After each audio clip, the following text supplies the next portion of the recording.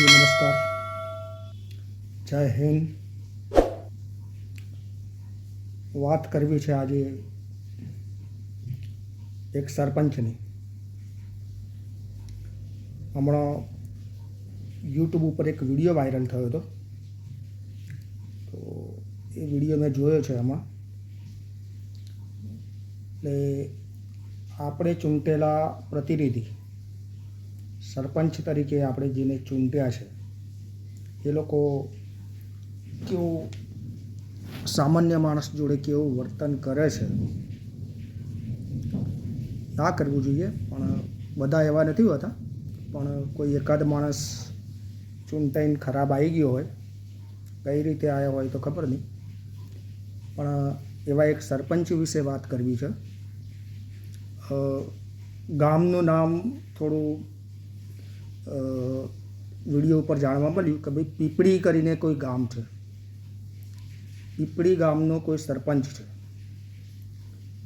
ગ્રામ પંચાયતની અંદર બેઠો છે। એક ગામનો જાગૃત માણસ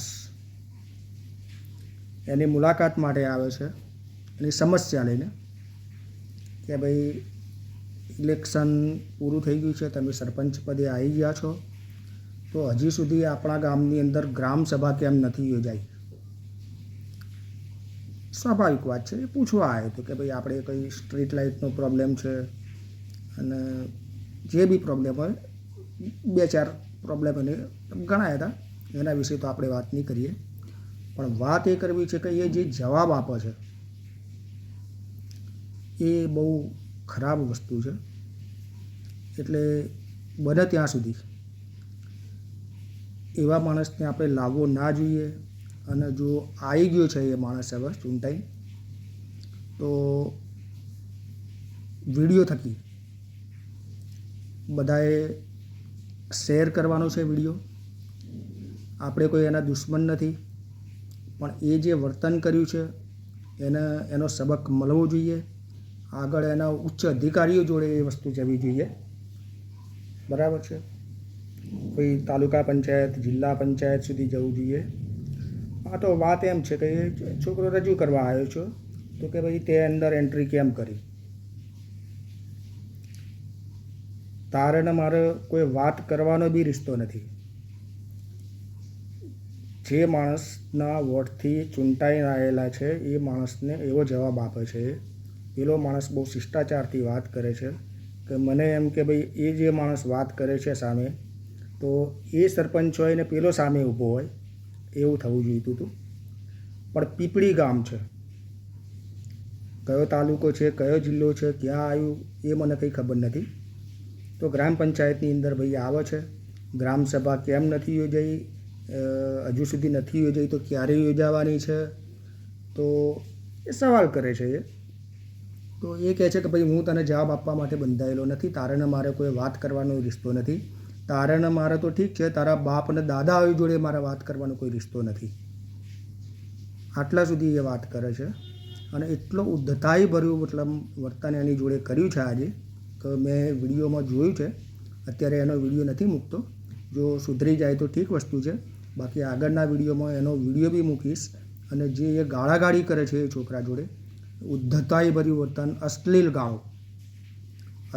ગાળો એટલી બધી એણે બોલી છે કે શિક્ષિત છોકરો હશે, મતલબ કોઈ નહીં તો ત્યાં જ મતલબ કોઈ દુર્ઘટના બની જાય, એટલી હદ સુધી એને મા બેન સામે એને મતલબ ગાળો આપી છે એમ। તો એનું નામ પણ મતલબ ખબર નથી, પણ આ વિડીયો જોયા પછી જો કોઈને ખબર પડે કે ભાઈ પીપળી ગામનો સરપંચ કોણ છે, અને એ છોકરાએ વિડીયો રેકોર્ડિંગ કરીને એને મૂકેલું છે યુટ્યુબ ઉપર, એટલે આવશે ધીરે ધીરે, ધીરજના ફળ મીઠા, એના માટે સારું છે, આપણા માટે સારું છે। આપણે બી એકદમ ઉશ્કેરાઈ જવાની જરૂર નથી, આપણે તો એની જોડે જવાબ માગવાનો છે કે ભાઈ તું જનતાનો પ્રતિનિધિ છે, તો આવું ઉદ્ધતાઈ ભર્યું વર્તન ના કરી શકે। વસ્તુ 2 નંબર છે કે ભાઈ કોઈ કામ થયું નથી થયું, તો એનો તમે જવાબ આપી શકો છો કે ભાઈ કેમ નથી થયું કામ, આનું કારણ આ હતું તો નથી થયું, થોડું લેટ થયું છે કે નથી થવાનું એ કામ, આ પ્રોબ્લેમ છે તો એ કામ નહીં થાય, તો એવો તમે જવાબ આપી શકો છો। એની જોડે મા બેન સામે ગાળો બોલવી, અશ્લીલ ભાષાનો પ્રયોગ કરવો, અને છેલ્લે તો એવું બી કહે છે કે કોઈને ફોન કરે છે એ માણસ અને એમ કહે છે કે ભાઈ 4-5 જણા આવો અને આનો આજે અહીંયા જ પેલું એ કરી દેવું છે એમ.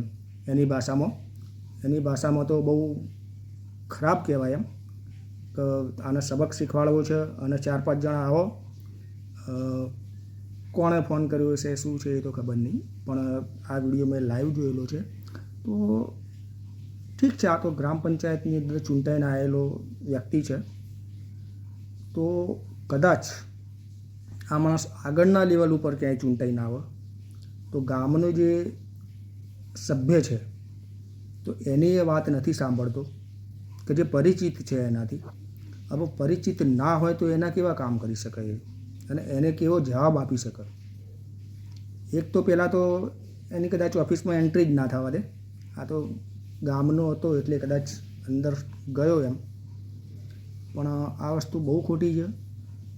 તો એનો વિડીયો આવશે, બધા જોજો, એની કોઈ તપાસ થાય કે ભાઈ આ પીપળી ગામ ક્યાં આવ્યું છે, શું છે, એના સરપંચનું નામ શું છે. એને ખરેખર તો જે બી પેલા ભાઈની સમસ્યાઓ હતી એ સમસ્યાના નિરાકરણ ઉપર એને ડિસ્કસ કરવી જોઈએ.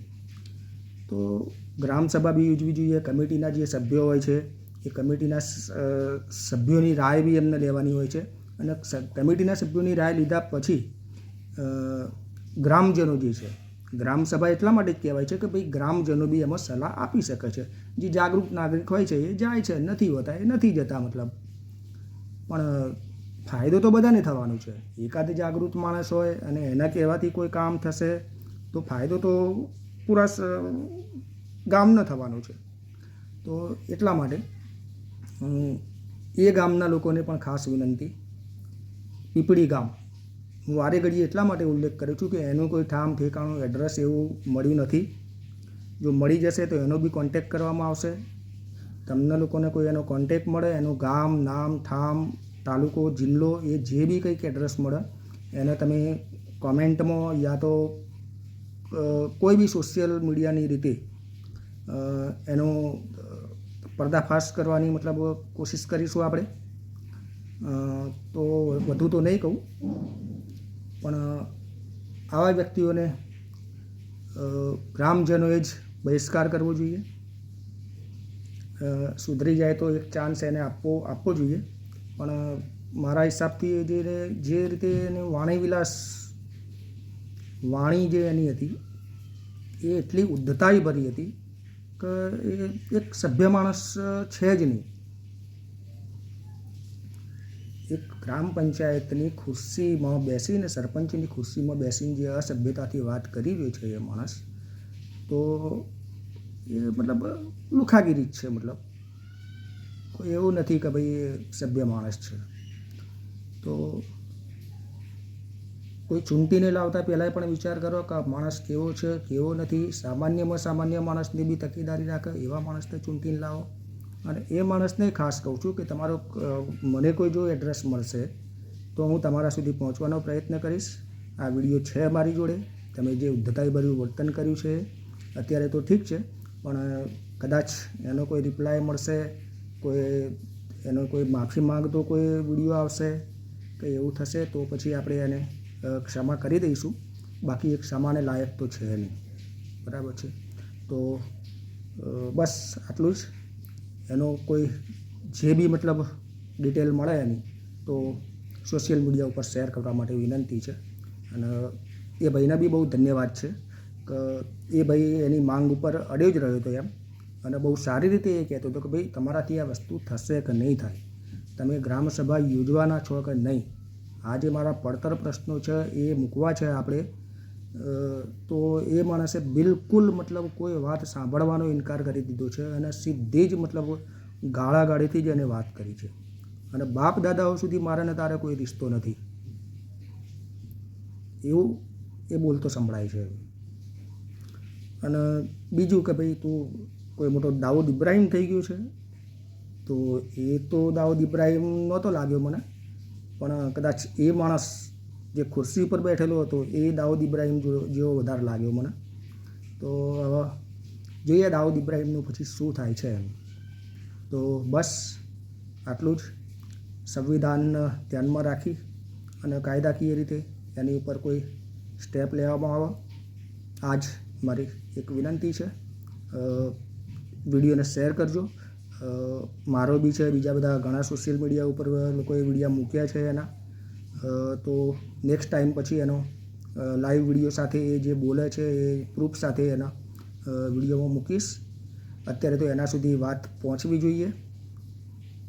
એમના ગ્રામજનોને ખાસ વિનંતી છે કે તમે લોકો આમાં સહભાગી થજો, તો એ માણસ સુધરી જાય, કાં તો પછી બહાર નીકળી જાય. જો એનાથી કામ ના થાય એવું હોય ને એને ગુંડાગીરી જ કરવી હોય તો ગ્રામ પંચાયતમાં બેસીને કોઈ ગુંડાગીરી કરવાનો મતલબ નથી. બરાબર છે? તો ઠીક છે, ધ્યાન રાખજો. જય હિન્દ.